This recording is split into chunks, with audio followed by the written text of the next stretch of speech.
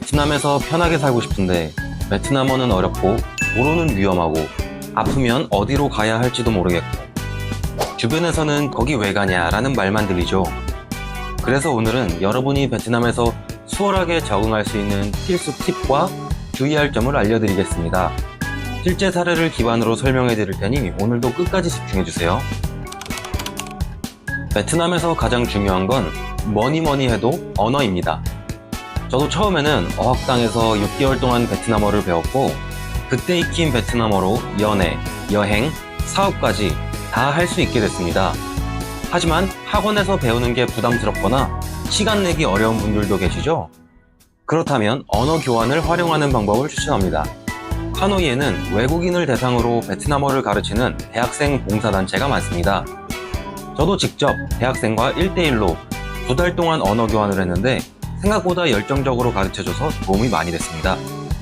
또한 많은 한국 남성분들이 데이팅 앱이나 언어 교환 앱을 사용하는데요. 이것도 좋은 방법 중 하나입니다.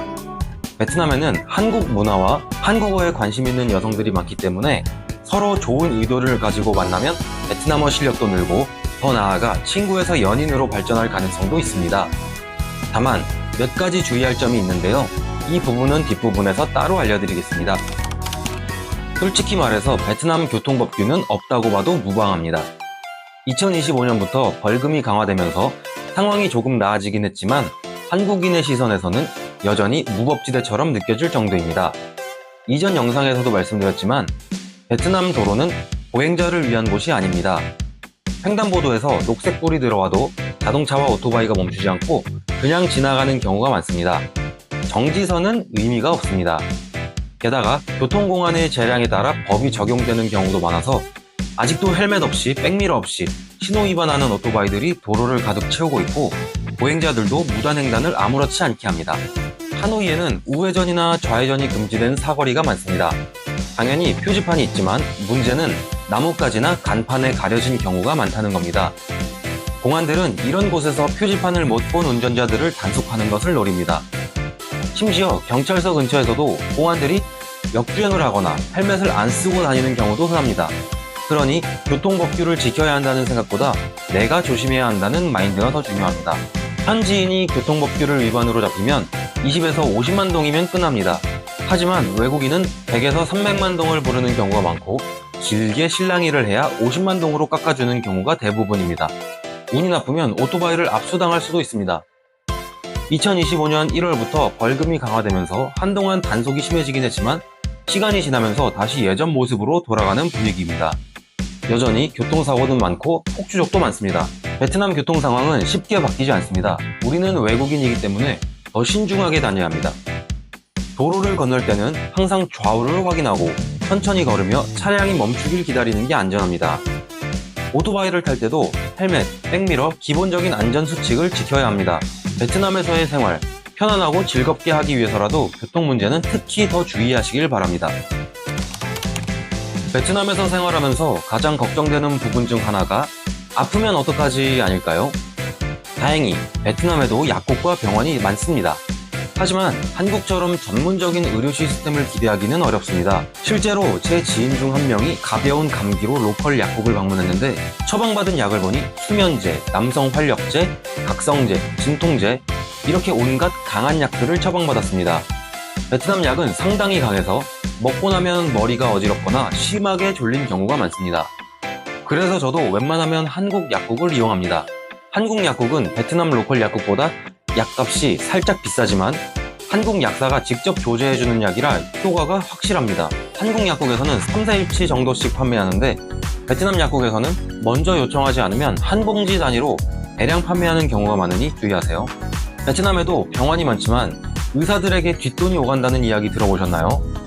그러다 보니 신뢰하기 어려운 병원도 많습니다. 그래서 저는 국제병원을 추천드립니다. 하노이에는 대표적인 국제병원으로 홍응옥병원과 빈맥병원이 있습니다. 이 두 곳은 한국 대형 병원과 비슷한 시스템으로 운영됩니다.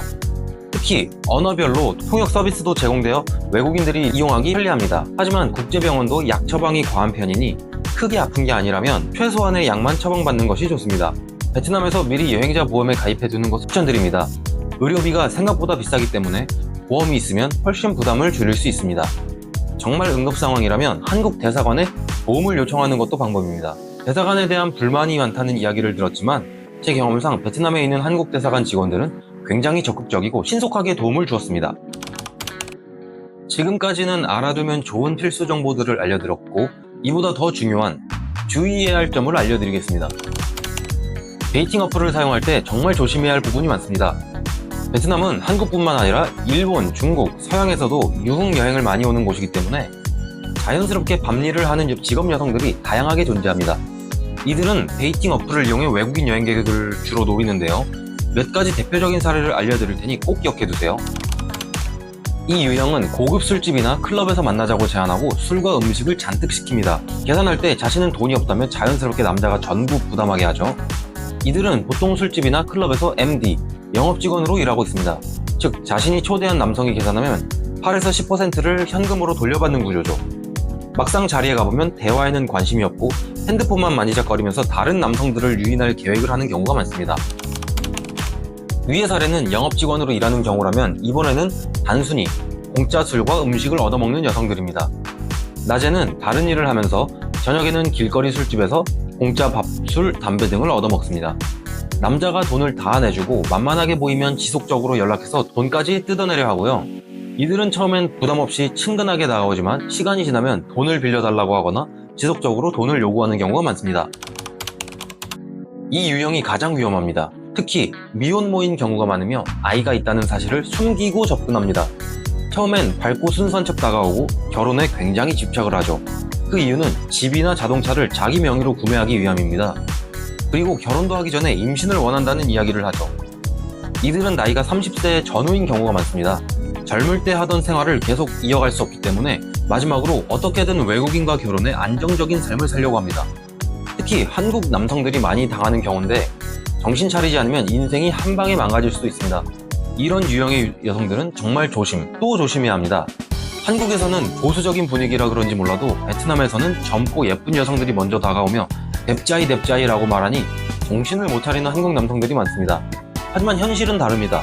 절대 분위기에 휩쓸리지 말고 만나는 여성을 여러 번 검증한 후에 관계를 이어가세요.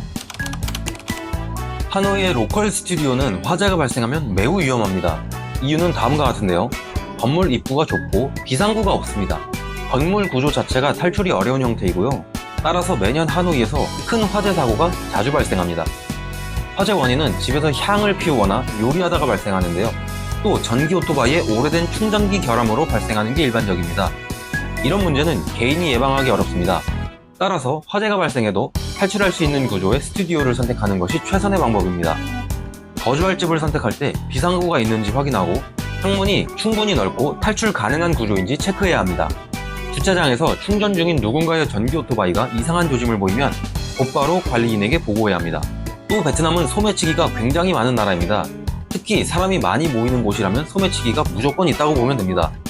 사람이 몰리는 곳에서는 핸드폰이나 지갑을 손에 들고 있으면 위험합니다. 또 앞으로 매는 크로스백을 사용하고 가방 안에 소지품을 보관하는 게 안전합니다. 2인조 오토바이 소매치기도 많은데요. 외국인이 길거리에서 핸드폰을 들고 걸어다니다가 오토바이가 갑자기 다가와서 손에 들고 있는 물건을 강탈하고 순식간에 도망가 버립니다. 특히 차도와 가깝게 걸어다니지 말고 통화를 하면서 주변을 살피는 습관을 들이는 게 좋습니다. 오토바이와 자전거 도난도 많은데요. 오토바이를 주차할 때 꼭 잠금 장치를 사용하는 게 좋습니다. 베트남 사람들도 오토바이 키를 꽂아놓고 내리는 경우가 많은데 이걸 노리고 바로 타고 도망가는 경우도 실제로 목격했습니다. 오토바이에 걸어놓는 우비와 헬멧도 좋아 보이면 도난당할 수 있습니다. 따라서 개인 소지품은 보관함에 넣거나 따로 챙기는 게 좋습니다. 베트남에서 한국인을 조심하라 하는 말 한 번쯤 들어보셨나요? 이거 절대 농담 아닙니다. 베트남에 여러 이유로 한국인들이 많이 거주하는데요. 베트남에서는 베트남어 외의 언어로는 소통이 힘듭니다. 그래서 부동산부터 시작해서 사업, 교육, 비자 등 중요한 일을 대행해주는 한국 업체가 많은데 당연히 양심적인 업체도 많습니다. 하지만 베트남 직원을 앞세우거나 직접적으로 한국 고객들을 뜯어먹는 비양심적인 한국인 사장님들도 많습니다. 부동산을 예로 들어볼게요. 원래는 월세 800만 동인 집이 있는데 한국 부동산에서는 이를 950만 동이라고 홍보합니다. 계약은 세입자와 집주인이 하는 게 아니라 세입자와 부동산과 집주인 이렇게 따로 이루어지죠. 1년이면 약 100만 원 되는 돈을 부동산이 갈취하는 겁니다. 부동산 수수료는 일반적으로 한 달 월세인 800만 동이지만 이 한국 부동산은 800만 동 플러스 1800만 동이 되겠죠. 이번에는 실제 인테리어 업체 사례를 들어볼게요. 처음에는 8억 동에 모든 인테리어가 가능하다는 계약서를 작성했지만 시간이 지나면서 여러 핑계를 대면서 2, 3억 동씩 비용을 올리는 경우가 있습니다. 계약서 이야기를 하면 돈을 안 받으면 진행할 수가 없다면 배째랍니다. 그리고 여러분이 자본이 있어 보이면 이걸 어떻게 알고 모르는 한국 사람들이 먼저 접근합니다. 어떻게든 여러분과 친해지려고 형님 하면서 노력하고 결국엔 주식 얘기, 투자 얘기, 가족 얘기 등 별별 이유를 대면서 돈을 빌리는 거죠. 베트남 오픈 카톡방에는 하루에도 몇 번씩 사기꾼들 신상이 공유되고 있습니다. 베트남은 한국과 다를 게 많지만 몇 가지만 알면 금방 적응할 수 있습니다. 처음에는 시행착오가 있겠지만 오늘 알려드린 내용이 도움이 되길 바랍니다. 앞으로도 베트남 생활에 필요한 실전 정보들 꾸준히 공유될 테니까 관심 가져주세요. 다음 영상은 베트남에서 사업이 쉽지 않은 이유에 대해서 실제 사례를 들어 다뤄보겠습니다.